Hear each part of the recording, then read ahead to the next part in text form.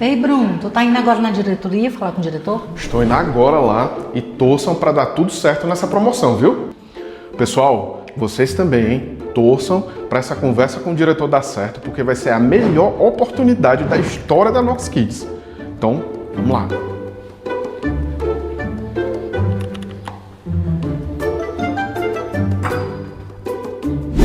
Aqui, diretor, essa é a minha proposta para a promoção da Black Friday. É isso aqui. É isso aí.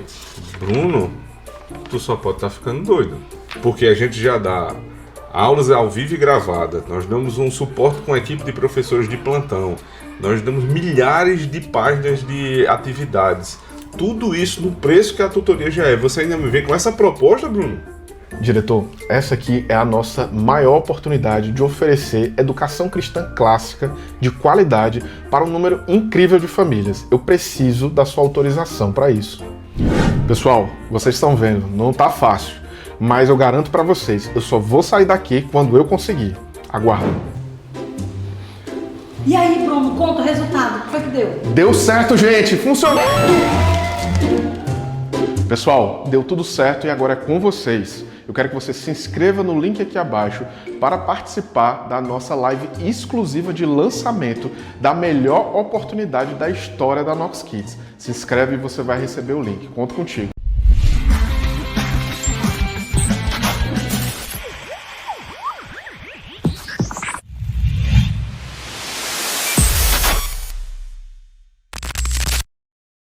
Olá, seja muito bem-vindo a mais um Noxcast, o podcast do Nox Kids. E esse é um Noxcast especial. Eu tenho certeza que se você está aqui é porque você já teve algum contato prévio conosco, está na expectativa de conhecer qual é a promoção do Black Friday do Nox Kids para esse período agora de 2024 até o final de novembro. Nós estamos lançando essa promoção hoje e eu não vou falar sobre ela agora, não vou ainda quebrar o segredo, né? Nós já estamos construindo essa promoção, essa oferta especial que jamais foi vista. Isso eu posso lhe garantir, você nunca viu algo semelhante ao que nós vamos oferecer hoje ainda, até o final desse podcast, e também não sei se isso vai se repetir em alguma data. A certeza é que até o final de novembro nós estamos oferecendo a maior oportunidade para você entregar educação cristã clássica de qualidade para os seus filhos. E é justamente a partir deste tema do que a gente pode entregar para os nossos filhos que nós vamos conversar hoje. Então, sobre promoção, sobre Black Friday, a gente vai tratar lá adiante. Agora, eu convidei aqui o presbítero Luciano, que é um dos sócios fundadores do Instituto John Knox, juntamente comigo, com o presbítero André Nakamura, com o presbítero Leandro Ribeiro, que é o nosso coordenador pedagógico.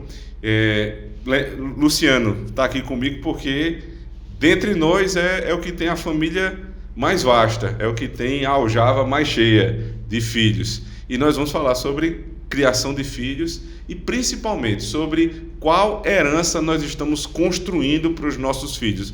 Queria que o presbítero desse logo boa noite e pudesse falar algo sobre a expectativa de hoje, né? Não só para a promoção, mas também para o tema.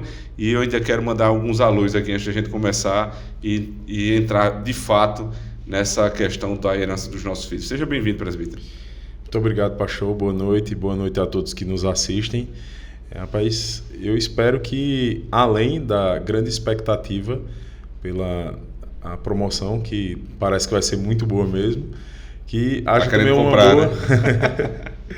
né? Pelo que eu estou vendo, eu acho que até eu vou querer comprar essa promoção aí. Eu espero que esse assunto, né, assunto tão bom, tão importante, que é da herança, nós possamos trazer aqui um desenvolvimento muito bom dele que possa edificar as pessoas. Que é um assunto muito caro, certo? E muito, mas muito desprestigiado mesmo nos nossos dias. Verdade. E a nossa oferta de hoje, né, é o que nós queremos entregar para vocês como verdadeiramente uma oportunidade que nós preparamos, foram meses pensando sobre o que nós traremos aqui no Black Friday, e tem tudo a ver com esse tema. Uma herança que será entregue para os nossos filhos, e como diz o livro de Provérbios, eu até separei um texto aqui, presbítero, Provérbios 13, verso 22, diz assim: o homem de bem deixa uma herança aos filhos de seus filhos, mas a riqueza do pecador é depositada para o justo. O homem de bem deixa uma herança para os filhos dos seus filhos. Nós queremos contribuir com aquilo que vocês vão deixar para os filhos e para os filhos dos seus filhos. Se alguém já achava que o que nós vamos trazer hoje é de fato inédito, pense nessa palavra: é para os filhos dos teus filhos. Então, antes de a gente entrar no nosso bate-papo de hoje, eu queria dar mais uma vez as boas-vindas àqueles que estão na expectativa, que já estão fazendo parte do nosso grupo. É um grupo exclusivo. Se você está assistindo essa live pela primeira vez, se faz parte desse grupo, o que você tem aqui é algo exclusivo. Ninguém viu ainda, é só para aqueles que se inscreveram e preencheram seu formulário, estão conosco lá nesse grupo, na expectativa do Black Friday. Sejam todos muito bem-vindos. Espero que vocês, a seguir, possam já procurar a nossa equipe, que vai estar a postos para atendê-los, né? Vocês são os primeiros a conhecer o que nós temos a ofertar.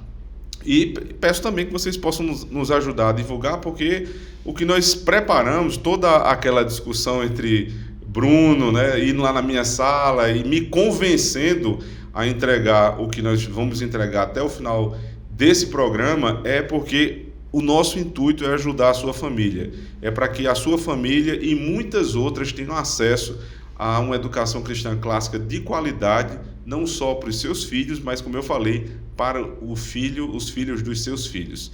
Então vamos lá, presbítero. Nós estamos falando aqui sobre a herança que nós podemos deixar para os nossos filhos. E eu me lembro muito bem que ali pelo ano de 2020, quando nós quatro, né, nós três, na época Leandro não estava aqui ainda. Para quem não sabe, Leandro é capixaba, é lá de Vitória, do Espírito Santo, e ele veio justamente para nos ajudar no início desse projeto. Mas eu me lembro que eu, você, André Nakamura e o nosso irmão Felipe Dumarés, que agora está lá em Natal, aproveito para mandar um abraço para ele, nós quatro nos reunimos e tínhamos uma certeza: nós precisamos deixar algo para os nossos filhos. E apesar de todos nós trabalharmos e evidentemente a gente quer deixar algum patrimônio, alguma herança material, a nossa maior preocupação não era essa. Eu queria que você resgatasse aquele sentimento lá das nossas primeiras reuniões, o que nos fez entrar nessa jornada da educação, pensando nessa herança. Dá para você se lembrar como foram aquelas nossas conversas? A melhor coisa que o homem, eu me refiro de forma abrangente, me referindo ao homem e à mulher, faz na sua vida, certo? É estabelecer uma família. Porque assim como quando nós vamos nos confrontando com a vida, né, com a realidade que se impõe diante de nós, ela nos força a nós buscarmos desenvolver as nossas potencialidades para que a gente possa lidar com a vida. A família, ela nos coloca novas etapas que requerem um grau de desenvolvimento da gente. Por exemplo, quando nós ainda somos solteiros, tudo que a gente visa desenvolver no sentido educacional, no sentido profissional, ela tem em vista somente a nós mesmos, pelo simples fato que nós estamos só. É a busca de alguma independência, na verdade, da família que nos gerou, né?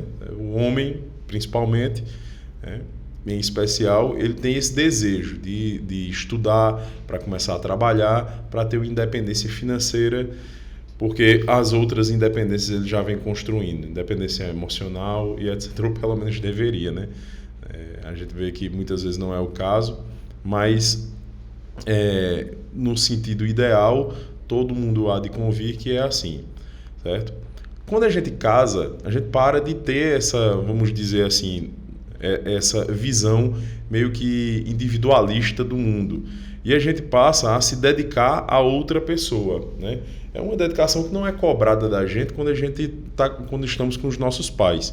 É bem certo que depois, lá na frente, quando os nossos pais eles vão ficando mais velhos, a gente tem que voltar os olhos para eles e desenvolver algum cuidado. Mas a gente vai lá e começa a olhar para o outro e ver que o outro que nós temos uma responsabilidade com o outro. E a gente vai dedicar a nossa vida, todos os nossos esforços para fazer aquele outro feliz, né? Isso se estende quando nós e se aprimora quando nós temos filhos. Desde que nós temos o primeiro filho, a gente vai... Isso é muito bom para a gente, porque o casal, muitas vezes, ele tende, quando não tem filhos, ele tende a ficar aprisionado neles mesmos. Eles perdem o horizonte da extensão do que é o mundo e eles passam a viver uma vida ali que não é a vida, o projeto de vida que Deus teve, certo? E tudo é muito imediatista. Você não pensa, não tem como você pensar, por exemplo, em criar um legado, em criar uma herança para deixar, porque a expectativa é de que vocês vivam juntos, depois se acabe. Mas quando vocês começam a ter filhos, a perspectiva de eternidade, da necessidade de se criar coisas mais duradouras, ela começa a entrar na nossa cabeça. Então, quando você tem o primeiro filho, você quer trabalhar para mantê-lo e tudo mais, mas na medida em que ele vai crescendo, que a coisa vai complicando, que você vai vendo que muito mais precisa ser construído para que seja legado para aquela criança, então você começa a ter uma preocupação, que é a preocupação de o que esta consciência, como ela vai viver quando eu não estiver mais aqui. Porque é isso que a gente faz. É isso que a gente faz a gente começa a ter essa perspectiva. Nem sempre eu vou estar aqui. Então, nesse sentido, a gente começa a ter uma perspectiva mais complexa do nosso papel no mundo. Porque não é simplesmente o fato de você ganhar dinheiro para você se sustentar enquanto você vive. Você está criando uma pessoa racional, consciente, que vai viver, agir racionalmente, conscientemente neste mundo, e que a forma como ela vai desenvolver isso depende do que você vai fazer agora. E a grande preocupação da gente naquele momento é porque nós tínhamos os princípios sendo ensinados, nós tínhamos todos os cuidados sendo dados, tinha a igreja, né, que nós plantamos há alguns anos antes de termos os nossos filhos, então estava tudo certo, mas chegou um determinado momento que eles precisavam estudar. E o que a gente via é que não tinha escola disponível, ali à nossa disposição, que proporcionasse aquilo que a gente estava dando para as crianças em casa, na igreja, e que nem era condizente com aquilo que a gente entendia que era educação no sentido formal mesmo, que é aquilo que é próprio da escola dar. Então, quando a gente cria a escola, a coisa não é mais simplesmente porque a coisa não era mais simplesmente fazer com que a criança cuidado para que ela não morresse, para que ela se desenvolvesse fisicamente, mas ali chega um determinado momento em que a criança começa a tomar consciência do seu eu em detrimento ao outro, porque existe uma fase da vida da criança que ela não tem consciência disso. Na verdade, ela não faz absolutamente diferença entre o que é o eu e o outro. Tudo é um enorme eu emaranhado, né? Os pais veem bem isso aí, que não faz diferença, ela não sabe o que é ela ou o que é o pai num determinado momento. Para ela, tudo é ela aquilo. É tanto que tem uma expressão que exprime muito bem o que é isso, que é quando o pai sai de perto da criança, para ela é como se ela tivesse sofrido uma amputação. É por isso que é aquele choro desesperador. Quando você chega perto, parece que não tinha acontecido nada, né? Ela se acalma de volta, porque parece que foi reenxertado nela aquele membro perdido por um pequeno tempo. Mas quando ela começa a tomar consciência de si, você passa a precisar cuidar desta parte educacional, certo? Você está tendo um vislumbre da eternidade. Você começa a pensar em coisas que vão para além da sua própria existência. Porque o que nós estamos dando de educação aos nossos filhos, ele não se acaba aqui, né? Nós estamos criando pessoas racionais, conscientes, que vão agir, inclusive quando a gente não estiver mais aqui. Certo? E essa era a preocupação da gente. A gente vai dar isso para qualquer para qualquer pessoa que faça alguma coisa aí que é totalmente diferente, diverso daquilo que a gente entende que deve ser. Foi justamente tomados por esse sentimento, por esta preocupação que nós quisemos e fizemos, né? E agimos no sentido de montar a escola. É exatamente isso. Deus nos deu a graça de perceber que verdadeiramente o que nós fazemos aqui, certo, tem repercussão de gerações. Certo? Talvez quem não tenha filhos não tenha sentido ainda na pele esse tipo de pensamento, sentido essa preocupação. Eu estava lembrando agora, quando você estava falando, né? Recentemente nasceram várias crianças na nossa igreja. Nasceu, inclusive, o filho de Luciano Filho, que está com 3, 4 meses, né? E Lia, minha segunda filha, nasceu agora há 17, 18 dias, não mais do que isso. E quando eu fui lá registrar, eu me lembro que e já tinha passado por isso, mas isso me veio à mente naquele momento que eu estava registrando Lia. Ela está carregando meu nome. É o sobrenome, claro, mas é o meu nome. E é isso que nós emprestamos aos nossos filhos. Eles vão carregar o nosso nome. E se tem uma forma da gente se perpetuar no mundo, é justamente com a nossa família, né? A nossa família carrega um nome. Quando alguém fala da nossa família, o sentimento é como se estivesse falando de mim mesmo. Se fala do meu filho, está falando de mim. E a forma que nós criamos os nossos filhos, nós educamos os nossos filhos, é exatamente a forma que nós queremos deixar o nosso nome em evidência depois da nossa morte. Se tem uma coisa que nos eterniza, né, entre muitas aspas, nesse mundo, é a criação de filhos. Então, tudo que a gente faz em relação aos nossos filhos é algo extremamente importante. A herança, né, é tão pensada por muitos. Eu fico pensando quando a gente cita essa expressão, muita gente já fica pensando naquele ambiente, né? O que é herança? É o dia que a família, os filhos vão se sentar numa mesa como essa daqui e brigar, vai ter um advogado lá, né? E eles vão se matar pela herança. Não é sobre isso que a gente está falando aqui. E nós esperamos, inclusive, que os nossos filhos, num dia como esse, porque um dia a gente vai morrer, essas coisas estejam todas organizadas. Só que estas coisas só estarão organizadas se o papel estiver organizado, não é só o documento. Muita gente acha que deixar uma herança é fazer um testamento e separar os bens para cada um, mas muitas vezes, mesmo estando separado, ainda há briga judicial, porque não estava separado, não estava organizado no coração. Eu acho, sabe o que é que eu acho? Que, inclusive, dependendo do que seja a separação da herança, havendo uma separação, você veja, eu estou fazendo uma distinção. Se essa natureza da separação ela for de uma determinada forma, havendo uma separação, para mim já é falência. Depois eu explico melhor o porquê. Mas eu acho que a herança ela não deve ser repartida absolutamente. Ó, toma aqui, cada um vai pro seu pedaço, cada um vai pro seu lado.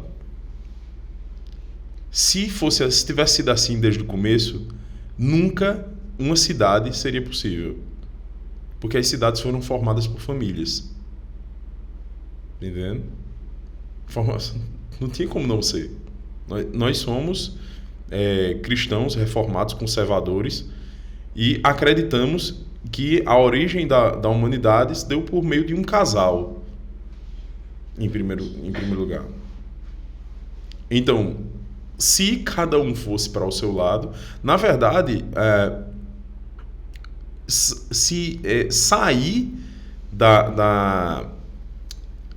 do meio, de ser expulso da convivência da família, está intimamente ligado a não ter herança. Por mais que você leve porventura venha levar algum patrimônio. Então, para mim, a vivência da família está intimamente ligado a uma herança verdadeiramente benéfica. Justamente por conta disso que tu está falando. Que a herança não é só o patrimônio. Né? Não pode ser só o patrimônio. Não pode ser o principal. O patrimônio que eu digo, o patrimônio material, físico, financeiro. Até o fato de, no nosso imaginário, a palavra herança já trazer essa cena que eu descrevi aqui, né? Uma mesa com os filhos, a esposa, a viúva, no caso, e um advogado, isso já é falência completa, né? Se a gente acha que o dia da herança é isto aí, nós já estamos perdidos. Você vê, se a gente for pegar, a gente vai ver que a Bíblia, na verdade, ela faz e eu espero que no decorrer da conversa a gente tenha a oportunidade de conversar, de falar sobre isso, discorrer sobre isso, de tudo aquilo que a Bíblia coloca dentro desse termo herança. Porque se você for prestar bem atenção, o que é prometido a Abraão? É prometido uma terra, ok, beleza, que é a terra que seus filhos habitarão, certo? Mas é prometido um filho, é prometido gerações a ele, mas em especial é prometido aos filhos uma fé comum. Quando Pedro faz seu discurso, quando tem o primeiro discurso apostólico no dia de Pentecostes, que é feito por Pedro, ele diz que a salvação que foi conquistada por Cristo e as promessas e a salvação que foi efetuada por Cristo na cruz de Calvário era para aquele povo que estava ouvindo e para os seus filhos. Então, assim, o conjunto de coisas que desde o Antigo Testamento vai sendo colocado nesse cesto, que é o cesto que é da herança, é muito mais coisa do que simplesmente a questão financeira. Obviamente a questão financeira está envolvida, né? Obviamente é algo muito importante, e isso aqui é um pudor extremamente maléfico, que é muito forte no meio evangélico, é a forma como se trata o dinheiro, o patrimônio. Porque, veja só, isso são dois extremos terríveis, certo? Um extremo é tratar a herança como sendo e não é dois extremos antagônicos que eu estou me referindo. É dois extremos que vai no mesmo caminho, certo? Porque a herança é uma coisa tão desprezada nos nossos dias. Tem a ver muito mais com a destruição da família do que qualquer outra coisa. Mas isso é um extremo, certo? Olha, herança é uma coisa que não presta, é só para a família brigar e tudo mais. Mas o meu argumento, e o que eu vou defender aqui durante essa nossa conversa, é de que isso é consequência, não é causa. E outro extremo terrível é a respeito do dinheiro, a respeito do patrimônio, que essas são coisas ruins. Quando Deus promete para Abraão terra, ele está prometendo riqueza. Não é outra coisa. Quando Deus criou o homem, ele coloca o homem no jardim e diz que o homem deve dominar, exercer domínio, e que ele deve desfrutar daquilo qual ele exerce o domínio, ele está dizendo que o homem prosperará. E que uma das coisas Deus colocou o homem aqui nessa terra é para que o homem tenha riquezas. Porque ter riquezas nada mais é do que desfrutar do fruto do seu trabalho, do trabalho acumulado.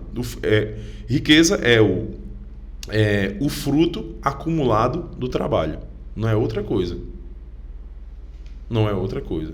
E muitas vezes a riqueza o evangelho é comparado à riqueza. Você acha que o evangelho comparado é coisa ruim? Agora, obviamente, o que há é uma desordem tremenda na cabeça das pessoas. Nós temos diante de nós um monte de benefícios que Deus nos dá. Certo? Por outro lado, temos no nosso coração toda a desordem do mundo trazida pelo pecado. A gente não sabe lidar com ela. Na verdade, muitas vezes os crentes lidam com as bênçãos de Deus de forma muito pior do que os crentes. Você, por exemplo, eu conheço muito do que os ímpios, né? Eu conheço muitos ímpios que lidam muito bem com dinheiro, que lidam muito bem com a ideia de continuidade e com a ideia de herança. Eu conheço vários ímpios, né, que são empresários, que têm... Obviamente, eles não são o padrão, mas fazendo uma comparação, eu acho até que eu conheço mais ímpios que lidam melhor com essas coisas do que crentes. Certo? Eu não estou dizendo que há mais crentes, estou dizendo que eu conheço mais ímpios que lidam melhor com essas coisas. Mas o que eu quero, todo o meu esforço aqui será para que a gente estabeleça um padrão bíblico, certo? A partir da perspectiva reformada de como a gente deve lidar com esses conceitos de riqueza, continuidade, herança, porque eles são centrais na vida cristã. Não é à toa que Deus nos salvou para que nós fôssemos herdeiros juntamente com Cristo do seu reino. Pode prestar atenção que há um tom jocoso, pejorativo, quando o assunto é o fato de alguém herdar do pai e da mãe os bens e dar prosseguimento. Do ponto de vista de quem está de fora, muita gente acha que então foi muito fácil, porque você herdou tudo do seu pai.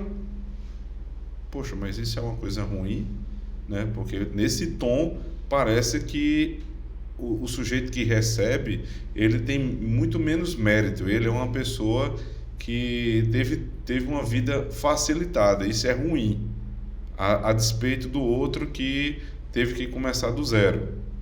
Ninguém pensa que foi mérito dos pais, que foi fruto de trabalho.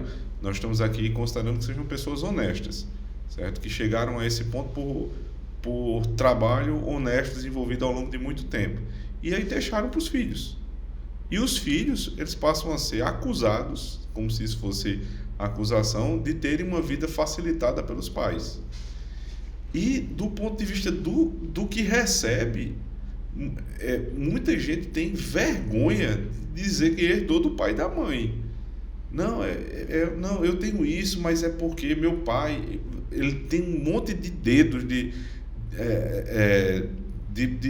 cuidado para falar sobre a herança que recebeu. E isso está entranhado na cultura brasileira. O brasileiro tem muito disso, né? O brasileiro, ele tem vergonha de ser rico, ele tem vergonha de receber a riqueza dos pais, e quem não tem esse privilégio usa tudo isso como uma acusação, como se fosse algo que diminuísse a pessoa. Rapaz, isso é proveniente, em primeiro lugar, para falar, para me referir, em primeiro lugar, ao que critica quem recebeu a herança. Certo? Não tenha dúvida que isso é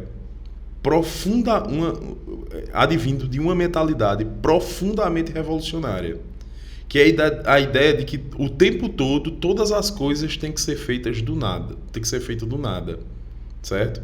Então, a herança... Destrói-se tudo e começa tudo do zero. Tudo tem que se acabar, que é para começar a todo tempo tudo do zero. né? Isso de jeito nenhum, absolutamente. Se você tem uma mentalidade de que herança é uma coisa ruim, certo? Herança, nós estamos falando de herança material porque geralmente o termo é atribuído a isto, né? Ou mais comumente atribuído a isso, e isso é um bom ponto de partida, certo? A gente vai trabalhar para mostrar para as pessoas que não diz respeito somente a isso, certo? Mas é um bom ponto de partida. Tratar de herança começa sempre com herança. Exatamente, patrimônio. certo? E é muito bom quando a gente começa a partir do senso comum, porque é um ponto de contato com todo mundo que está ouvindo. Para a gente não trazer uma coisa, não ser revolucionário, trazer uma coisa absolutamente nova. Mas essa ideia de que herança é ruim é uma mentalidade revolucionária, é o que a mentalidade revolucionária quer, os revolucionários querem que a gente, assim que a gente pense. E o conceito e o direito de herança e da parte de quem recebe e o dever da parte de quem deixa é atacado de todas as formas. Olha, existe uma tendência mundial, não é só nacional, de que se aumentar o imposto sobre herança. É justamente com o intuito de acabar com a tradição, vamos dizer assim, a continuidade por meio da tradição familiar. Certo? Você tira, você cobra a herança, você diminui o tamanho da herança que os pais deixam, certo? Desvalorizando a herança por si, e ao mesmo tempo você torna as pessoas mais dependentes do Estado.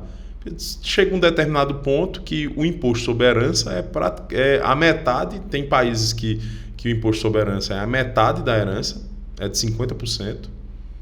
Certo? Ou seja, no final das contas, você trabalhou não para os seus filhos, você trabalhou para o Estado.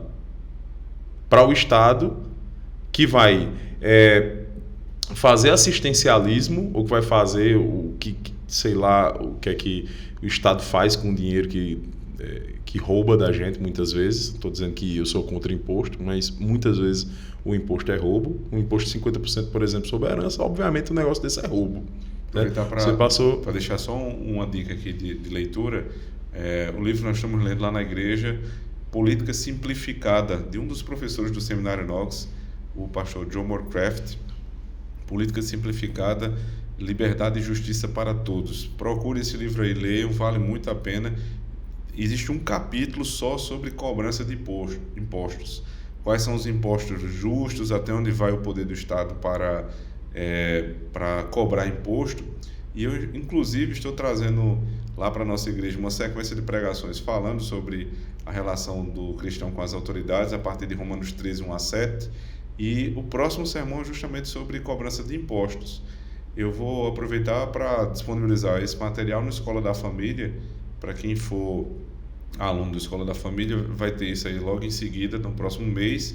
E quem tiver interesse no Escola da Família, comprando a tutoria aqui por essa live, a gente vai dar também 3 meses de acesso à Escola da Família, incluindo esse curso da relação do cristão com a autoridade.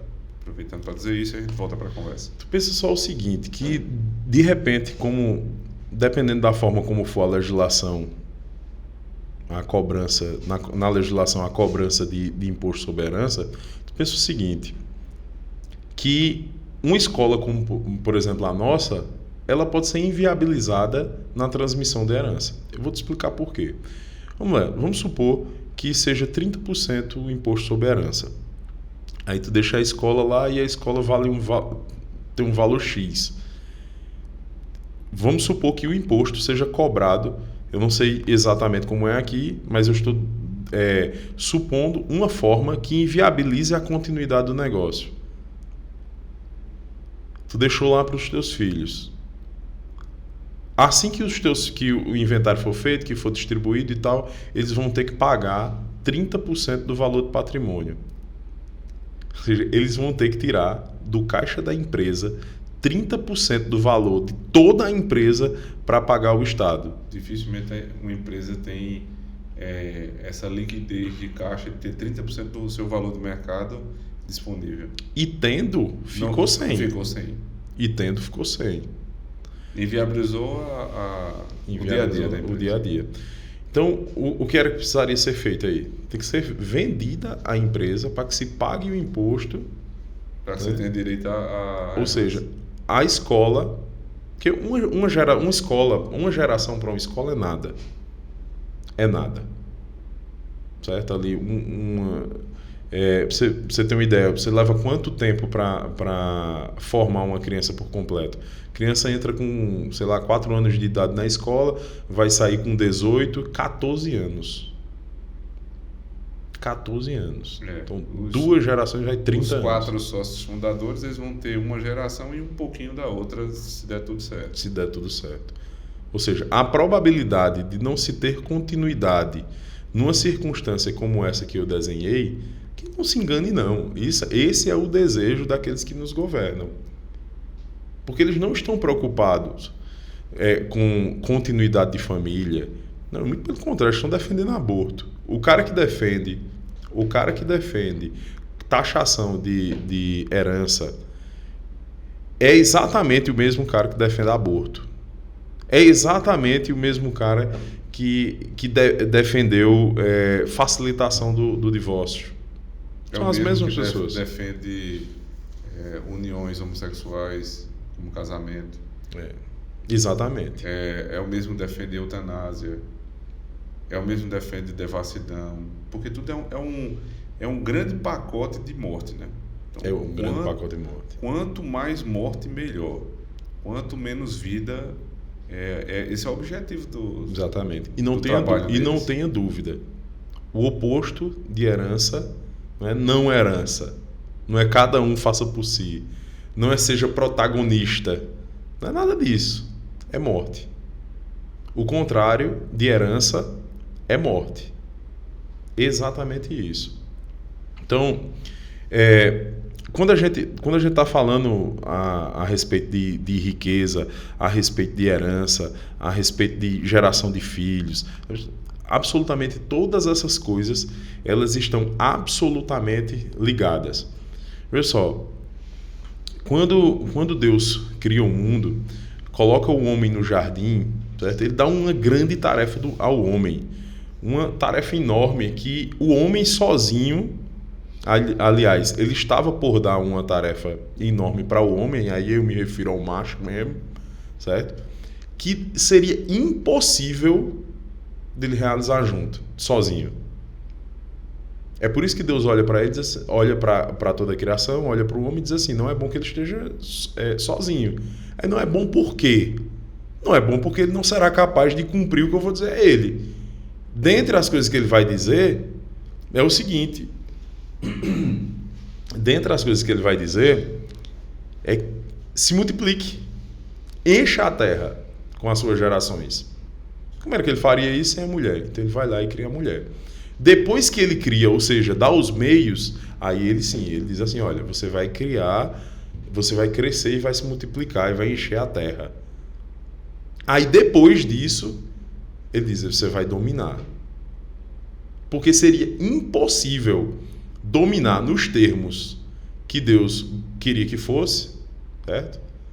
Que a criação fosse dominada se ele estivesse sozinho, se ele não tivesse filhos. Seria impossível. Basta você ver o tamanho do mundo que Deus criou. Como era que ele ia dominar sozinho sobre tudo isso?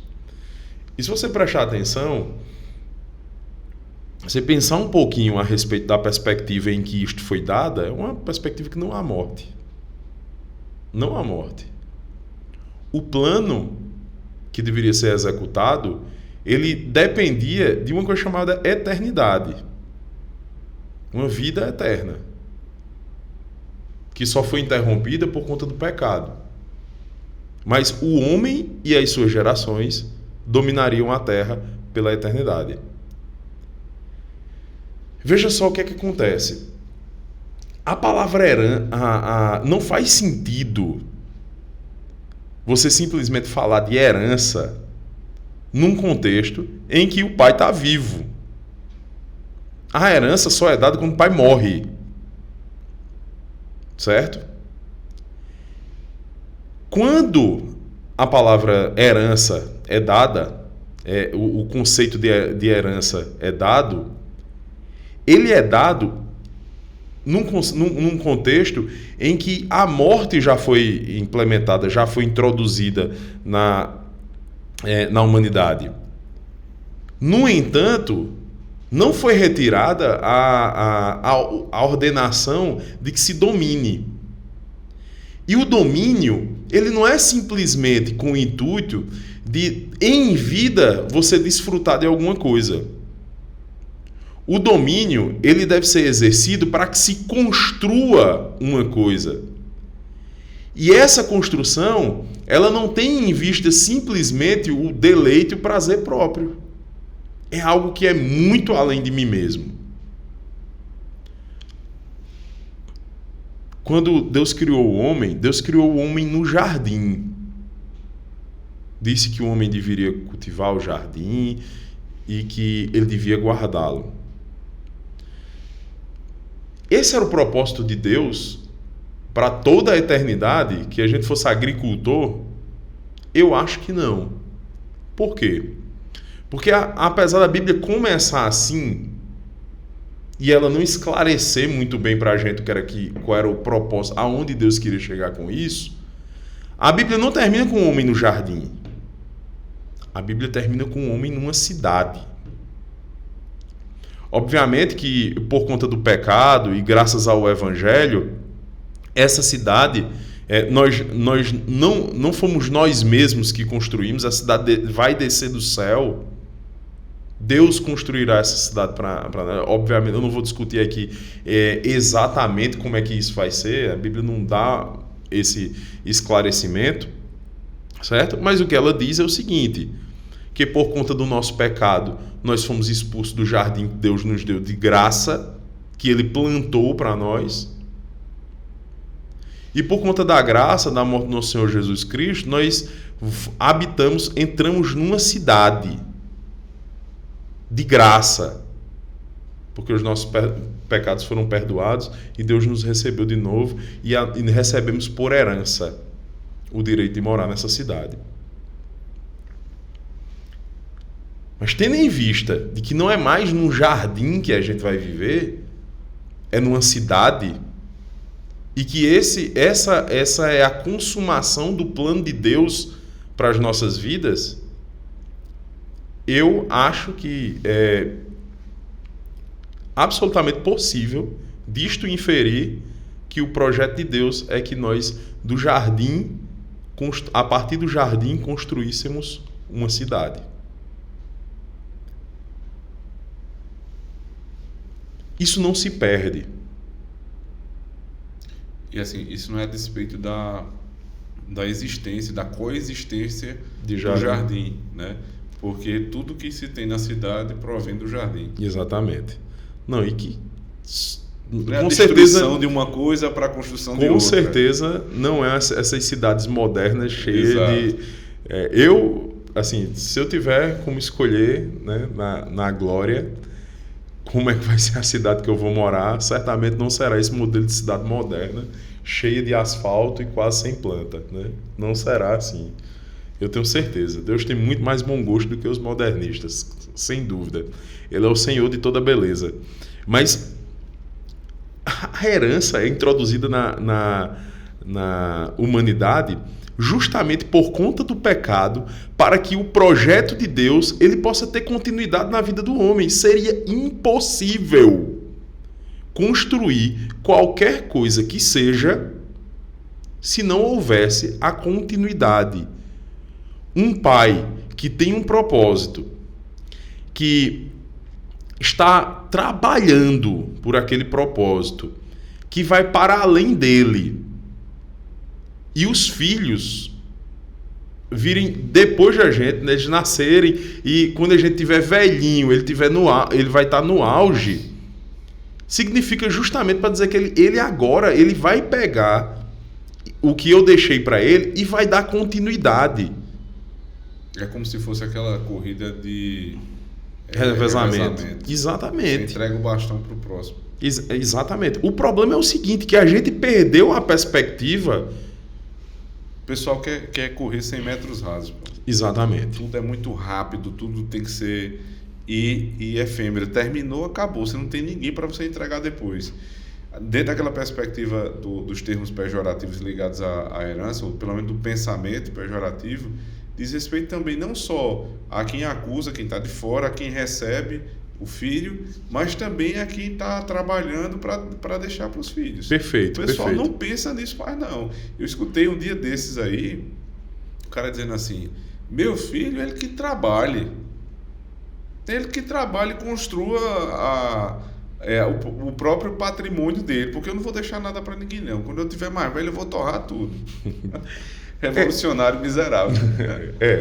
Em partes eu entendo. Vê só. Se a gente não tivesse combinado, não teria dado tanto certo, né? Que é essa perspectiva eu entendo a perspectiva do que critica, né? Apesar de não concordar. Eu entendo a perspectiva do pai que faz isso aí e entendo a do filho, certo? Um filho que escuta isso do pai, certo? Ele pode até dizer assim, rapaz, eu não tenho... Pode ser até um estímulo para ele trabalhar, dependendo de um monte de coisas, de um monte de fatores, certo? Inclusive, muitos desses fatores é a própria criação que o pai deu para este filho. Mas isso pode ser um estímulo para ele realmente trabalhar e conquistar alguma coisa que é o menos ruim nessa situação. Mas isso também pode ser causar danos na cabeça dessa pessoa, desse filho, porque a gente não foi criado para ser assim. Então, toda vez que você fizer qualquer coisa que seja com um homem que destoa daquele propósito, da forma, da natureza dele, do propósito para qual ele foi criado, isso vai gerar uma confusão. E não tem como esperar que algo de bom saia disso, certo? Mas assim, eu entendo. Porque o que é que acontece? Geralmente, ele olha para... E isso é uma coisa muito comum no nosso meio. Tem até umas piadinhas em relação a isso, que é aquela história, né? Avô trabalhador, pai rico, filho pobre, neto pobre. Né? Assim, uma coisa semelhante a isso, pelo menos. Então, o que é que ele olha?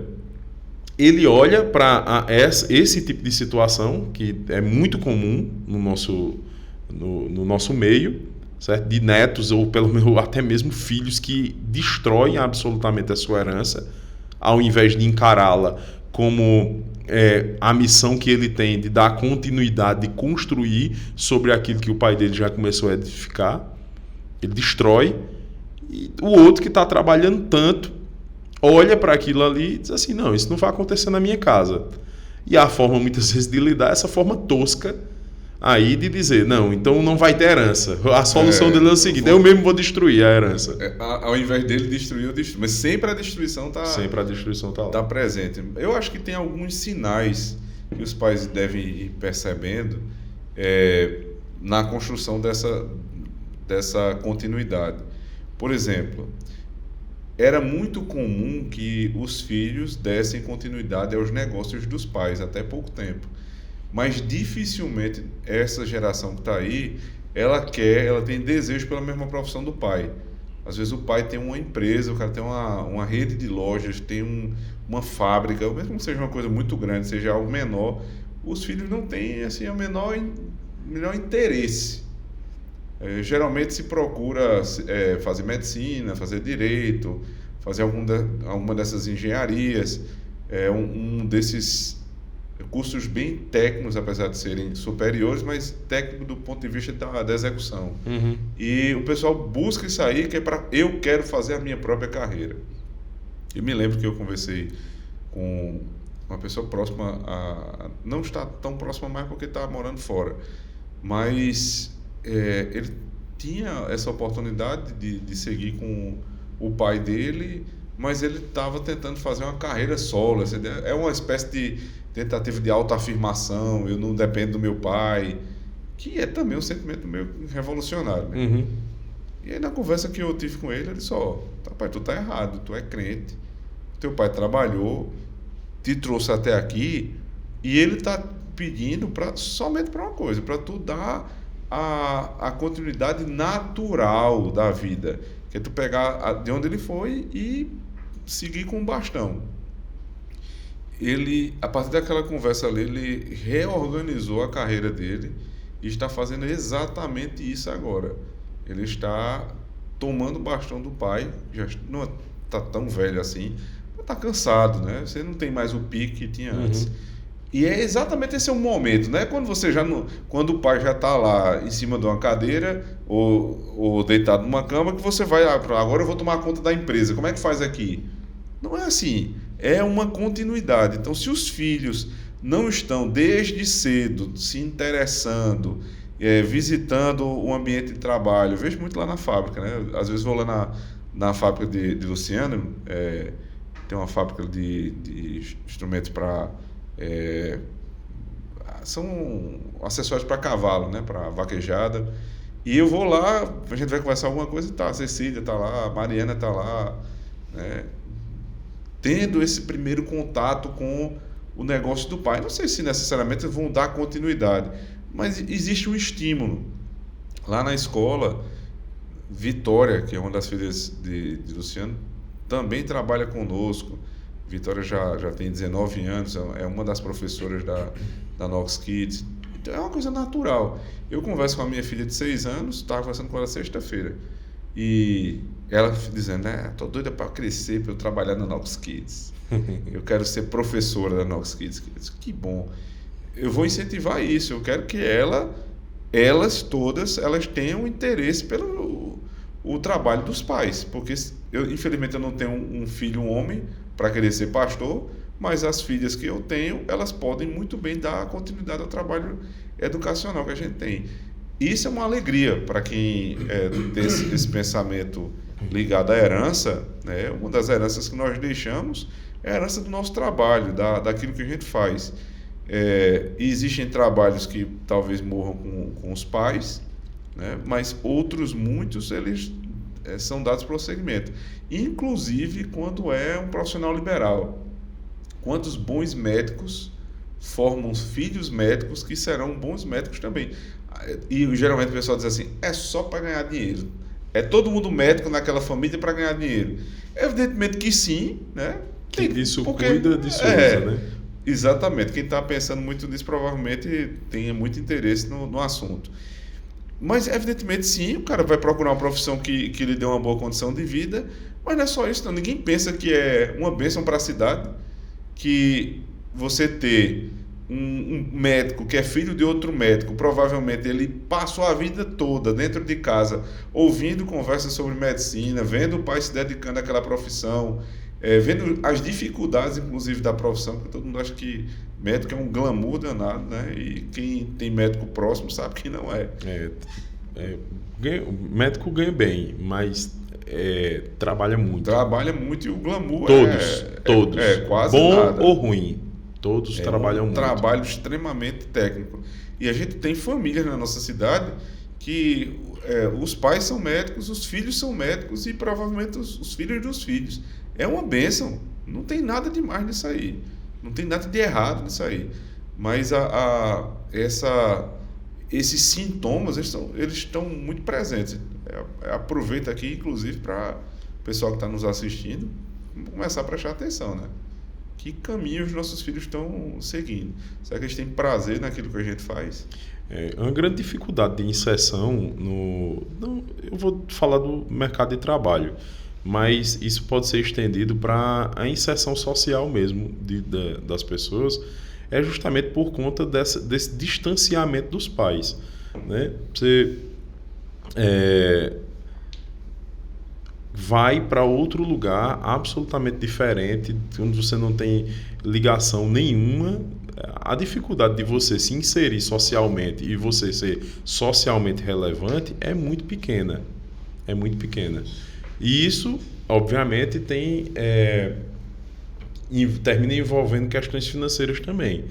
Mas veja que sobre essa questão de profissão, de continuidade, de herança, e aí é muito bom porque você já começou a tratar a questão de herança sobre outra perspectiva, né? Não simplesmente a herança financeira que você deixa, ou patrimonial, mas até mesmo a herança da influência direcionando ali as escolhas, né? No que se diz respeito a certa parte profissional também, mas direcionando a escolha. É impressionante como os próprios pais, eles mataram na minha geração, isso já aconteceu muito, mas mataram nos seus filhos o desejo de dar continuidade ao que eles estão fazendo.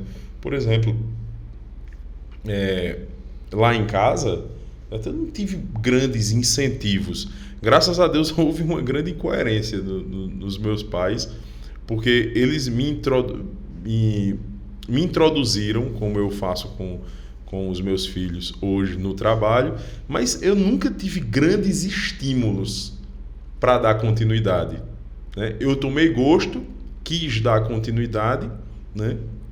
Graças a Deus tenho construído bem em cima do que eles já me legaram, certo? E muito provavelmente porque eu não tenho essa besteira que o pessoal tem de que eu preciso para me afirmar, eu sei quem eu sou, independente desse tipo de coisa, né? Eu não recebi dos meus pais uma grande herança, né? Antes de receber a minha herança, né, meus pais são vivos, são jovens, se Deus quiser passará muito tempo conosco ainda, mas eu já construo há muitos anos. Eu trabalho com meus pais, trabalhando mesmo, de verdade, desde uns 16 anos de idade, né, com responsabilidade, como quem já fosse o dono do negócio mesmo, como quem já tivesse recebido a herança, certo? Eu tenho um irmão que é meu sócio também, que trabalha comigo, e a gente já faz isso hoje. Mas assim, eu nunca tive grandes incentivos. E o certo é que a geração dos meus pais fez isso com os filhos. Eu conheço um monte tem um monte de conhecidos da época de escola, principalmente, que são filhos de empresários bem-sucedidos, que têm negócios excelentes, mas que optaram, por exemplo, por ser médico, por ser advogado, por ter uma carreira absolutamente distinta daquilo que o pai dele vinha construindo. A meu ver, e muitos bem-sucedidos. Ao meu ver, isso é uma tolice. Eu estava me lembrando agora, Luciano, de um cara muito conhecido no Brasil hoje em dia, João Adib, o sócio, o diretor-presidente da CIMED, uma das grandes farmacêuticas do Brasil. E eu vi num dos podcasts que ele explica, ele conta a história lá da CIMED, quando ele recebeu do pai, né, como herança do pai, era a 36ª farmacêutica do Brasil. E de lá para cá, ele, a irmã dele, é um negócio, né, bilionário, né? São 5 bilhões de faturamento que eles devem fechar esse ano, e eles continuam em família ainda. Ele saiu da 36ª posição para a 3ª, e não é em qualquer ramo, é um dos ramos mais difíceis, mais competitivos que existe no nosso país. Um ramo dificílimo, complicadíssimo, o cara conseguiu fazer isso. Uma empresa familiar, o pessoal diz que empresa familiar dá certo, trabalhar com família não dá certo. Depende da família, né? Depende da família, exatamente. Depende do propósito que a família tem. Ele pegou da 36ª, está na 3ª posição, e ele disse que antes de morrer ele vai ver a CIMED em primeiro lugar. Quem é doido de duvidar, né? Rapaz, eu vejo muito se falar, o povo falar o que vamos deixar para as próximas gerações. Meu irmão, isso é uma coisa que, para onde você olhar, você vê. Mas quando isso é discutido? Isso é discutido, essa discussão ela parte, não é da família pensando nos seus filhos. Porque, como a gente tem conversado, essa coisa da herança, ela meio que tem morrido. E isso é uma coisa tão séria, tão grave. E isso tem tido uma repercussão na vida das pessoas, inclusive dos crentes. Talvez em especial dos crentes. De uma forma tão grande que todo mundo aqui já ouviu o que eu vou falar. que eu vou repetir as pessoas, quando as pessoas usam dão justificativa para não ter filhos. Uma justificativa muito comum é de eu vou criar filhos para deixar nesse mundo terrível. Parece muito piedoso, né? Parece muito piedoso. Então, assim, as pessoas pensam isso, certo? Mas quando é o Estado, quando é o Ministério da Educação, quando é um intelectual, um homem público ali que reflete... Aí o que é que eles fazem? O que é que nós vamos deixar para as próximas gerações? Ou seja, uma coisa que deveria partir do indivíduo, das famílias, mas não parte porque morreu, isso foi gradativamente sufocado por uma série de fatores, porque não é interessante, porque é custoso, porque é problemático, e o que tem sido empurrado na gente de goela abaixo, o que tem sido inculcado na nossa cabeça é que a gente precisa ser feliz. Aí felicidade geralmente está associada a imediatismo, a busca incessante por prazer, recreação, né? E a gente faz isso, e a gente termina também poluindo a cabeça das crianças com essa enxurrada de moda do lúdico. Né? Que eu preciso brincar para que a criança aprenda. A criança não faz diferença. Ela não sabe qual é a diferença entre brincar e trabalhar. Para ela é a mesma coisa. Agora, por conta do coração pecaminoso, o que é que acontece? Há uma desordem no coração da criança, que é aquilo que muitas vezes ela se propõe a fazer, porque vê o pai fazendo, e existe um desejo natural por ser, por querer, por desejar ser como o pai, de ladear o pai e trabalhar junto com ele, porque Deus colocou... Isso é algo que foi colocado no nosso coração por Deus, para que aquele projeto de construção a partir do jardim, da cidade a partir do jardim, ele fosse viável. A criança olha para o pai, ela vê no pai um exemplo, ela vê alguém que deve ser imitado, ela sente prazer em imitá-lo, ela quer ser parecido, ela quer ladeá-lo para construir essa cidade com ele. E aqui eu já estou falando de cidade no sentido simbólico, mas aquela partezinha da construção da cidade que cabe àquele núcleo específico familiar. Só que por conta do coração, sabe aquele que a criança chega, papai, o que é que o senhor está fazendo? E deixa eu lhe ajudar, eu quero fazer com o senhor. Não estou trabalhando, meu filho, eu quero trabalhar com o senhor, papai, deixa eu trabalhar. Aí você dá a ele alguma tarefa, obviamente que dá uma parte da tarefa, pelo menos, que você está executando, você dá a ele para que ele possa ali já começar a caminhar do seu lado. Só que o que acontece? O trabalho humano, aquilo para o qual nós fomos feitos, aquilo que deveria nos dar prazer, mas que não dá por outro trabalho, ele dá calo nas mãos, ele entedia, ele cansa. Mas isso é efeito do pecado. Isso é o que nós já devemos, desde de pequenos, ensinar os nossos filhos a mortificar. E o interessante é que quanto mais nós nos empenhamos em mortificar a nossa carne, suprimindo os efeitos do pecado que faz com que nós sintamos dor onde nós deveríamos sentir prazer, certo? A tendência é que essa dor e esse sofrimento em fazer aquilo que é bom, mesmo gerando um desgaste, ele passe. É como exercício físico. Exercício físico, quando você nunca fez, ele é terrível. Depois ele passa a ser suportável. Depois chega um determinado ponto que você consegue até sentir prazer. Consegue sentir prazer. E mesmo quem faz precisa ter um aquecimento e ter uma determinada parte do exercício. Quem já está acostumado É a partir de um determinado ponto, quando todos os problemas são vencidos, que ele começa a sentir prazer. É natural que a criança ela tenha isso. Mas o que é que a gente faz com a criança? Ah, não, meu filho se entedia rápido demais com isto aqui, então eu preciso fazer outra coisa com ele para que ele possa... Então ele nunca vai deixar de ser criança. Obviamente eu não estou dizendo que você vai colocar um saco de pedra nas costas do guri, deixar ele se rasgar todinho e mandar ele carregar. Mas quantos adultos estão presos a essa criação? Quantos profissionais, veja aí, o pessoal reclamando, o pessoal que é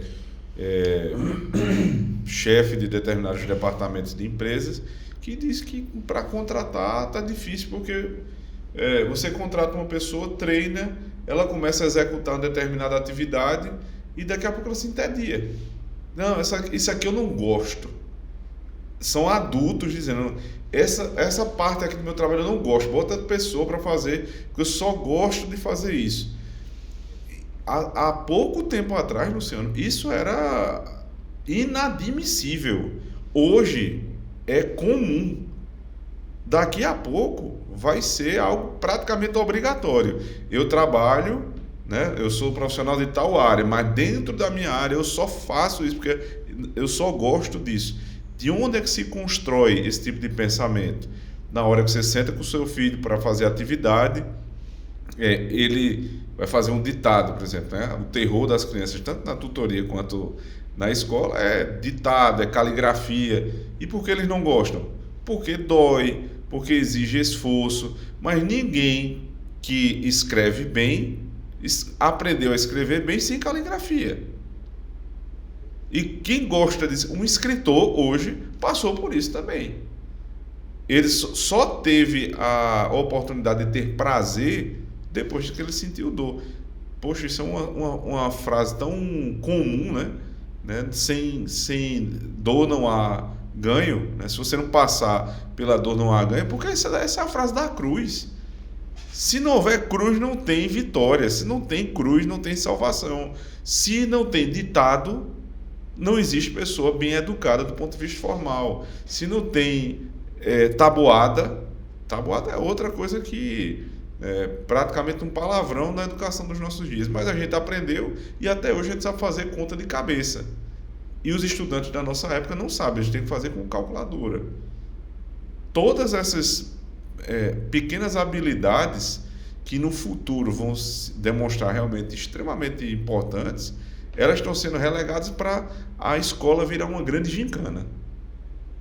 Exatamente. Mas tudo isso porque perdemos a perspectiva da construção para além de nós. Por isso que eu disse que ter um filho é a melhor... Se você teve um filho, essa sua perspectiva não mudou, eu sinto muito, mas vai ser muito difícil mudar. Você vai precisar de um milagre. Pelos meios ordinários, não tem mais como você mudar a perspectiva, porque não existe choque maior de realidade, porque esta é a realidade. É realidade. Você vai morrer e seus filhos vão ficar. Eles vão ficar aqui fazendo o quê? Isso vai depender do que você mesmo está fazendo. Nós somos colocados no mundo para construir uma cidade. Agora, não é que todo mundo vai se juntar e fazer uma cidade junto, mas é cada um cuidando das suas gerações. A gente vai colocando um tijolinho aí na pavimentação dessa cidade. Nós perdemos essa perspectiva. Por que as empresas elas morrem na primeira geração? É porque é o seguinte, não tem propósito para além dela mesma. Por que as pessoas empreendem? É porque elas querem simplesmente ganhar dinheiro no verão e para a praia? É porque quer comprar uma roupa chique para andar bem vestido para os outros? Olha que lindo e maravilhoso esta pessoa aí. Por que se monta uma empresa? Qual é o objetivo? Obviamente existe o objetivo financeiro. Ninguém monta uma empresa para ter prejuízo. Aliás, existem empresas que vivem com prejuízo, porque tem porque não tem como uma das finalidades aquilo ali. Você pode montar uma empresa com o simples objetivo de fazer caridade. Isso é um tipo de empresa.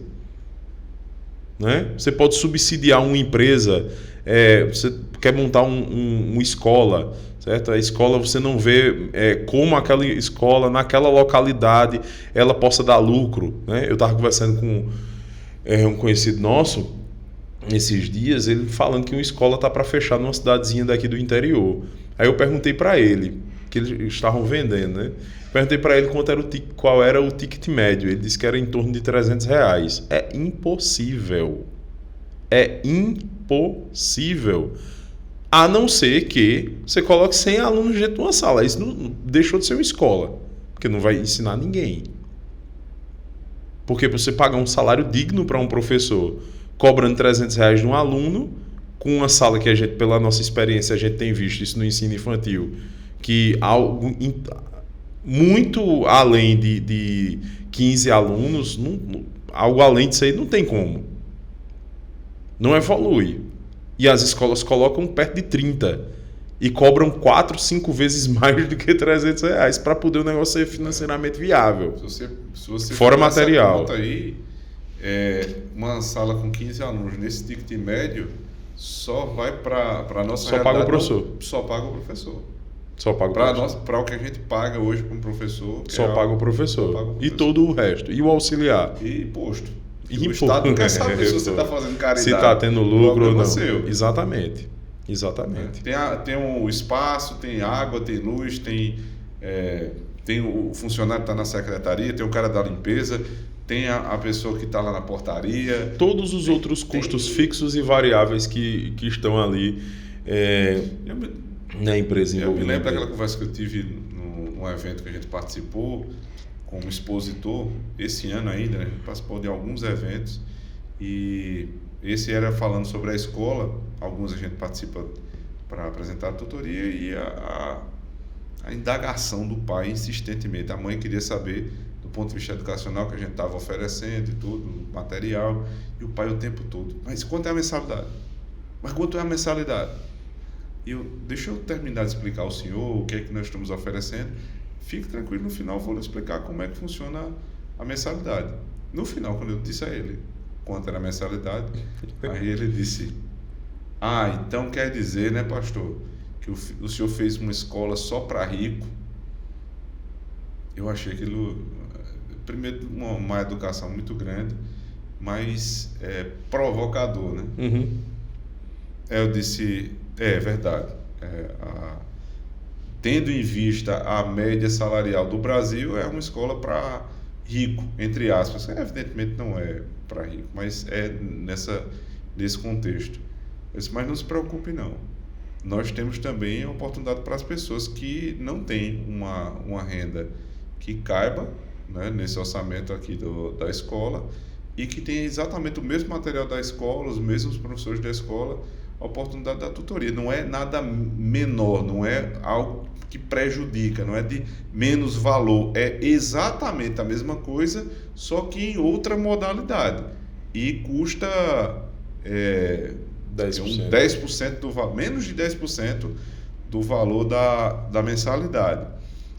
Aí, depois de explicar isso a ele, né, que a gente tinha 2 modalidades que encaixava no orçamento de todo mundo. E em seguida eu disse assim: mas me conta aí, quanto é que o senhor paga lá na mensalidade da escola do seu filho? Aí ele disse: R$350. Aí eu disse: entendi. É o seguinte, eu preciso dizer ao senhor, na nossa escola os professores recebem bem e eles têm uma vida digna. Na escola do senhor, para o senhor poder pagar R$350 e a escola está de pé, quem está pagando pela educação dos seus filhos é o coitado do professor. Porque esse professor não tem dignidade para absolutamente nada. E ele reconheceu que realmente ganha muito mal. Ele disse: eu sou professor.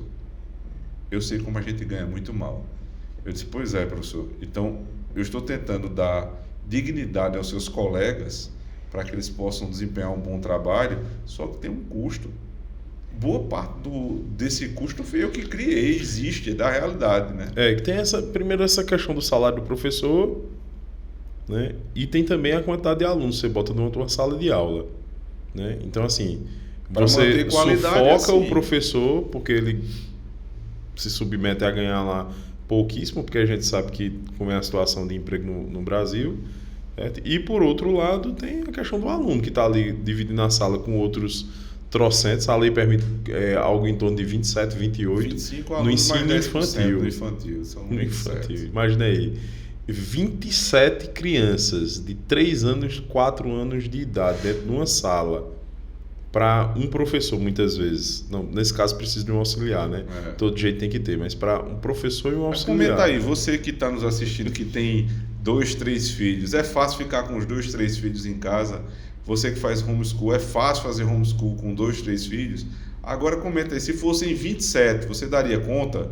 27 crianças, e aí considerando que são seus filhos, que você pode inclusive usar dos meios que Deus deixou, e o professor não pode. E veja só, a maioria dos momentos dentro de casa, inclusive quando a gente tem dificuldade, não é para ensinar o filho, é para que o filho se comporte minimamente para que a gente possa desenvolver as atividades de casa, né, que são próprias especialmente das mães, né, mas dos pais em geral. Então, assim, são 27 crianças, não é simplesmente para se comportar na sala, são 27 crianças para serem ensinadas. Como é que faz isso? É impossível. Duvida? Tá aí os resultados do ensino, especialmente do ensino infantil. Do ensino fundamental, né, que é ali a base de toda a educação. Os números não nos deixam mentir de analfabetismo funcional que são alarmantes no nosso país. Mas voltando para a questão da construção, do propósito com que a gente faz as coisas, o grande problema é porque a gente casa para quê? Simplesmente porque a gente não quer ficar só. Só porque não quer só, eu quero uma companhia, alguém para dividir bons momentos comigo. Esse é o propósito. Obviamente isso faz parte da relação entre marido e mulher. A Bíblia está recheada de incentivos para que o marido e a mulher tenham uma vida conjugal prazerosa, certo? Não vou entrar nos detalhes disso aqui, não é o propósito, mas quando tudo isto está resumido no propósito do casamento, está de duas formas. Eles vão se tornar uma só carne após deixar pai e mãe, e eles vão ter filhos e criá-los para encher a terra, a fim de que eles exerçam domínio. Então, o propósito está errado. Agora, para que eu crio filhos? Eu crio filhos para vestir aquela roupinha bonitinha, para tirar foto e postar no Instagram para o povo ver que tem uma família numerosa. Qual é o objetivo no casamento? Qual é o meu objetivo com a empresa? Qual é o meu objetivo com os filhos? Meus filhos são de Deus mesmo?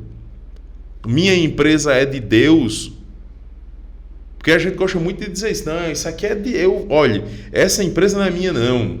Eu sou mordomo, eu só estou administrando. A minha empresa é de Deus. Certo, mas tu abriu tua empresa para quê? Qual é o propósito que tu tem com tua empresa? Não, meus filhos são de Deus. Certo, mas tu tá ensinando o teu filho a ele cumprir os mandatos que Deus te deu na criação, para que ele seja um continuador de tudo que tu faz? A grande questão é que a gente precisa colocar todos os nossos propósitos em perspectiva, o propósito geral da nossa vida. Na medida em que a gente faz isso, a gente começa a pensar em construção, não simplesmente em prazer imediato. A gente começa a pensar que a criação dos nossos filhos não é criar boas pessoas. Não é educar meus filhos para que eles sejam bons ordeiros, crentes, eles vão para a igreja, eles não vão se desviar. Mas não vão se desviar de quê? Tem um caminho a ser percorrido. nós estamos edificando uma cidade, eu estou colocando as pedras que me competem da pavimentação das ruas dessa cidade, e no final das contas eu preciso criar filhos que saibam fazer isso, mas não só isso, que eles saibam criar os seus filhos para que eles façam assim também. Então, quando você... Sabe quando é que você vai poder... E vê que maravilhoso. A bênção máxima material que representa que recebe o obediente e o penitente. O obediente penitente, né? Porque perfeitamente obediente nós não somos. Sabe o que é? Qual é? É ver os filhos dos nossos filhos. Então a meta da gente não é ser pai, é ser avô. Porque é o seguinte, nós vamos saber que fomos verdadeiramente vitoriosos na criação dos nossos filhos quando nós vermos os nossos filhos criando os seus filhos. É isso que a gente... meu filho tem uma vida... Olha, a família... Ele é casado, casou com uma crente, eles têm uma empresa e eles vivem financeiramente bem e os filhos deles são tudo bonito e cheiroso e tal, certo? É pai de pet. Ou cria uma planta. Isso aí já é a esculhambação total, né? É o estereótipo do Mas você sabe... né? Exatamente. Você vai saber que tipo de pai você foi. Nada contra criar cachorro, nada contra ter planta em casa, tudo a favor, inclusive, né? Claro. Mas isso não substitui filho. De jeito nenhum. Não tem nada a ver. Tem nada a ver. Nós fomos... tanto que a gente dá... A nossa geração é de gente. E é antinatural. É antinatural não tê-los. A gente está aqui porque os nossos pais creram ainda na palavra lá do Éden, né? Crescer e multiplicar. Crescer e multiplicar. Mas a grande questão é essa. Vamos ver que tipo de filhos nós criamos quando nós vemos os filhos, eles criando os seus filhos. Aí a gente vai poder olhar assim, graças a Deus deu certo. Graças a Deus deu certo. E essa perspectiva de herança financeira, patrimonial e tudo mais, ela tem que estar dentro dessa perspectiva de propósito. Não dá para falar sobre herança se primeiro a gente não fala qual é o propósito da nossa vida. E agora, um grande sinal de que o propósito da gente está absolutamente enviesado de uma forma contrária àquilo que a Escritura nos ensina é o grau de importância que a gente dá para a herança. E o entendimento da abrangência que o termo tem. Porque você veja só, os ímpios caídos, a geração de Caim, as gerações de Caim, os filhos de Caim, eles tinham a geração da serpente, perdão. Eles tinham uma perspectiva de herança. Eles construíram cidades, colocavam os nomes dos seus filhos nessas cidades. Eles se juntaram para construir uma grande torre que ia levá-los até o céu, a Torre de Babel. E como foi que Deus destruiu esse intento maligno? Acabando com a possibilidade de transmissão de herança. Como? Confundiu as línguas e espalhou eles pela terra. Espalhou. Quando a gente para pensar a partir dessa perspectiva de que eu tenho um propósito, esse propósito ele está para além da minha própria existência nesta vida, certo? Porque eu vou morrer e o que eu vou fazer vai ter continuidade. E não só isso. Eu vou ter filhos e os filhos vão ter filhos e muitas gerações depois da minha partida vão permanecer aqui continuando fazendo alguma coisa. E há duas opções. Eles vão dar continuidade ao que eu faço ou eles vão destruir o que eu faço e fazer outra coisa totalmente diferente. Não faz sentido. Só existe enriquecimento, só existe legado, só existe construção se o que permanece, ele permanece edificando sobre aquilo que foi deixado.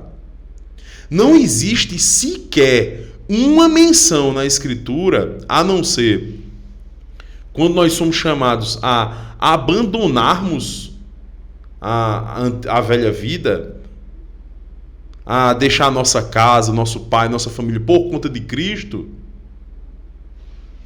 Não existe outro momento em que se mande deixar aquilo, abandona aí o que teu pai estava fazendo, destrói tudo e reconstrói tudo de novo. Muito pelo contrário. Muito pelo contrário. Jesus vem para nos comprar, para nos dar o poder de sermos feitos filhos do seu Pai por adoção, para que nós sejamos participantes da herança que ele conquistou. E somos chamados a edificar a igreja, que é a herança, a partir disto. A partir do trabalho inicial do nosso filho. Qual é a herança de Cristo? A herança de Cristo é a igreja. E o que é que nós estamos fazendo todas as vezes que nós evangelizamos ou que nós instruímos os nossos filhos no caminho? Nós edificando a igreja, que já foi comprada por Cristo, que já foi colocada a primeira pedra, que inclusive é ele, a pedra angular, a pedra de esquina, a pedra que dá o início à construção, à obra. O livro de Atos dos Apóstolos é uma prova disso, porque Cristo, ele se empenha a sua obra nos evangelhos, mas ele aparece ainda no primeiro capítulo de Atos, e ele diz, aguardem em Jerusalém, os discípulos aguardam e o Espírito Santo vem, né, desce ali, os enchendo, né, os capacitando para... É o inverso lá da Torre de Babel. Do inverso da Torre de Babel. A Torre de Babel é a confusão e o espalhamento. Ali é a reunião, para que nessa reunião a confusão seja desfeita pela obra do Espírito e eles se espalhem agora para levar o Evangelho, que é a continuidade da obra de Cristo. Eu me lembro muito bem que... Ele confundiu os ímpios para que a herança dos ímpios não prevalecesse. E a dele prevalecesse justamente pelo plano que os ímpios tinham. Exatamente. Que era sempre levar adiante. E o que é que ele faz? Ele unifica a língua. Os discípulos recebem o Espírito Santo com poder. Eles falam, cada um, na língua daqueles muitos povos que estavam lá, e a confusão que desunia é desfeita. E agora eles podem voltar a construir a cidade. Os muitos povos que tinham sido espalhados lá atrás, muitas vezes por conta do pecado, por conta da obra de Cristo, por meio... Não seria possível. Não seria possível sem uma linguagem unificada.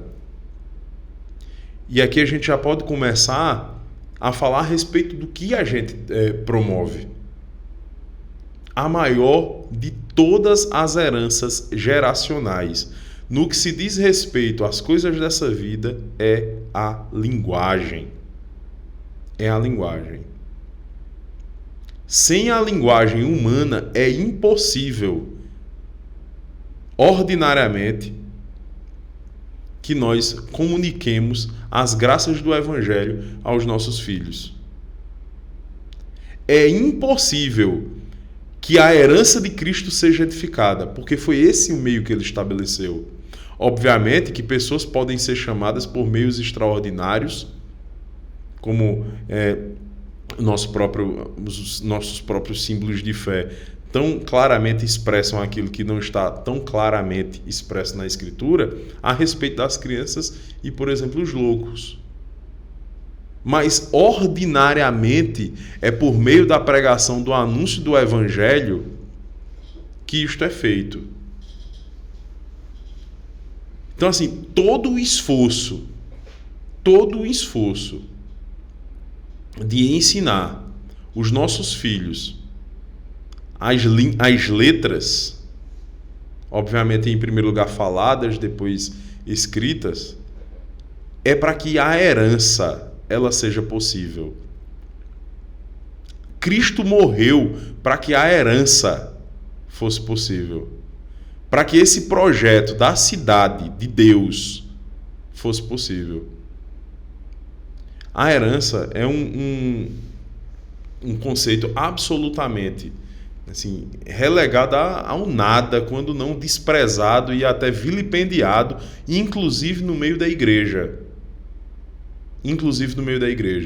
Mas para o cristianismo, o conceito de herança, a doutrina da herança é central. Tanto no que diz respeito à salvação, mas quanto o que diz respeito a exercer aquilo para a qual a salvação nos trouxe. Nós fomos chamados a Cristo. Que tema fantástico, né? É impressionante. A gente vai... É como se você puxa um fio da meada e aquilo ali não tem fim. Mas o propósito final é esse que você tocou, né? Se nós vamos querer deixar o legado da nossa fé, que é a maior de todas as heranças, que puxa inclusive as demais, o patrimônio, a herança material, toda ela depende da perspectiva espiritual. Os nossos filhos lidarão bem ou mal com a herança que é possível de ser tocada, se eles lidam bem ou mal com aquela que é uma herança da fé. Então, instruir os nossos filhos na verdadeira herança, ou na herança primária da nossa fé, é fazê-los, inclusive, aprender a lidar com a herança material. Filhos bem criados, filhos bem educados, segundo a Escritura, não vão nos dar trabalho com a herança que nós deixamos do ponto de vista material. Eles não vão destruir, eles vão construir. Perfeito. Esse era o que eu pretendia, certo? O que nós pretendíamos, na verdade, em especial com esse podcast, é de ampliar o horizonte de consciência das pessoas a respeito do que é a herança e falar que a herança patrimonial não é o centro, não é a primeira coisa, não é sequer a mais importante. E com isso eu quero, não é que não seja importante, mas é que você deve pensar em toda a formação, em todos os instrumentos de ação que você vai dar para os seus filhos exercer aquilo que Deus requer deles. E você já pode pensar assim, por mais humilde que sua família seja, por mais humilde que você seja, por mais humilde que você seja até o final da sua vida, que uma herança você tem para dar ao seu filho. Pelo menos uma herança você tem para dar ao seu filho. Mas que a nossa busca sempre tem que ser o máximo de heranças, o máximo de instrumentos de formação que eu tenho, de meios de ação para dar a ele, eu vou dar. Obviamente, começando pela fé. Eu vou deixar a principal herança que nós podemos deixar, como o pastor bem disse, para os nossos filhos é a fé bíblica reformada. Mas isso não é a única. No entanto, todas as outras devem partir dessa. Eu vou deixar uma profissão para o meu filho, vai estar fundamentado nisto. Toda a profissão que ele vai fazer vai ser que ele adquirir, vai ser como um instrumento para que ele exerça a sua fé. Eu vou deixar patrimônio para o meu filho, isso não é o fim, isso é o meio, isso vai ser um instrumento para que ele possa exercer a sua fé. E mais, eu vou ensinar para ele que tudo que ele fizer pelo filho dele vai ser nesse sentido também. Essas coisas, a herança, que nós deixamos para os nossos filhos são instrumentos para que eles possam ser operosos na obra de Deus, que não é só a evangelização. Não é só a evangelização. Mas tudo aquilo que nós fazemos, quer bebemos, quer comamos, quer fazemos qualquer coisa, tudo deve ser feito para a glória de Deus, porque toda a nossa vida é para o exercício da obra de Deus. Amém. Amém. Aproveito para agradecer a presença do presbítero Luciano, que antes de ser sócio fundador do Instituto John Knox e diretor de marketing, é principalmente esposo de Isabelle, pai de Vitória, de Cecília, de Mariana e de Luciano Filho. Então tem moral para falar o que estão falando. É um grande amigo que Deus me deu e espero que nós possamos ver os nossos filhos e, se Deus quiser, os filhos dos nossos filhos e ver a paz sobre o Israel de Deus por meio da educação que nós estamos dando a ele. Deus abençoe sua vida. Amém. E agora chegou a grande hora, sei que muita gente está esperando por esse momento em que nós vamos anunciar qual é a oportunidade reservada em primeiríssimo lugar, exclusivamente do ponto de vista inicial, para vocês que estão assistindo essa live, que é um episódio especial do Knoxcast. Ano passado, nós batalhamos muito para, pela primeira vez, participarmos da Black Friday. Foi um sucesso absoluto, né? Nós conseguimos um número assim, impressionante de novos alunos, trouxemos algo de novo, foi muito bom. Mas, para vocês terem uma ideia, nós vimos pensando no que era possível ser feito no Black Friday desde o começo do ano. Aquela reunião, né, que parece ser meramente fictícia, do nosso gerente comercial, Bruno, e na minha sala, aquilo ali foi fruto de muitas conversas de verdade. É claro que aquilo ali foi encenando, resumindo todos esses meses de discussão a respeito de Black Friday, porque o que a gente queria trazer era algo que fosse, evidentemente, viável, mas que trouxesse uma solução educacional, é nossa contribuição para o tema que nós acabamos de tratar aqui. A gente pensou numa forma de deixar um legado, de deixar uma herança, de você poder ter a certeza que aquilo que você está fazendo agora, né, não é mero consumismo de Black Friday, não é comprar uma coisa para entulhar, mais um curso, mais um material, não, é algo que vai servir para os meus filhos e para os filhos dos meus filhos. Pois bem, foi isso que nós conseguimos. A partir de agora, assim que terminar essa live, a nossa equipe de atendimento comercial vai estar disposta até a hora que você precisar, mas logo após a live, para lhe atender e explicar em detalhes o que é o chamado combo vitalício. Isso mesmo, combo vitalício. A oportunidade do nosso Black Friday é que você vai adquirir por um ano, você vai pagar um ano de acesso e vai ter acesso ilimitado para a sua família, para o resto da vida. É o Knox Kids trazendo educação de qualidade para o resto da vida. Então você vai falar agora com a nossa equipe de consultores da Knox Kids. Eles estão de prontidão lá no grupo que vocês estão participando, no grupo exclusivo do Black Friday. Vão estar também atendendo pelo Instagram. Você pode ir lá no Instagram do Knox Kids, @NoxKids_, e falar rapidamente que viu aqui na live o Black Friday e que se interessa. Eles vão explicar exatamente como esses combos funcionam. Existe um combo para alfabetização, para aquelas crianças que estão começando, tá? Desde o zero até entregar fluência em letra cursiva e bastão. Existe um combo mais avançado. Qualquer um desses combos que você adquirir, você vai pagar pelo acesso anual e vai ter acesso à tutoria, que diz respeito às aulas ao vivo e gravadas, a milhares de páginas de material para você executar com seus filhos e futuramente com os seus netos, os seus filhos executarem com os seus netos. todo o suporte dos nossos professores, não só agora, mas durante todo o acesso vitalício, e todas as atualizações que nós tivermos nesse pacote, você vai ter acesso também. Sempre que o material sofrer algum tipo de atualização naquele nível que você tem acesso, isso vai para a plataforma e você vai receber. Então, nunca chegamos a uma oportunidade tão boa quanto essa. Não perca esta oportunidade.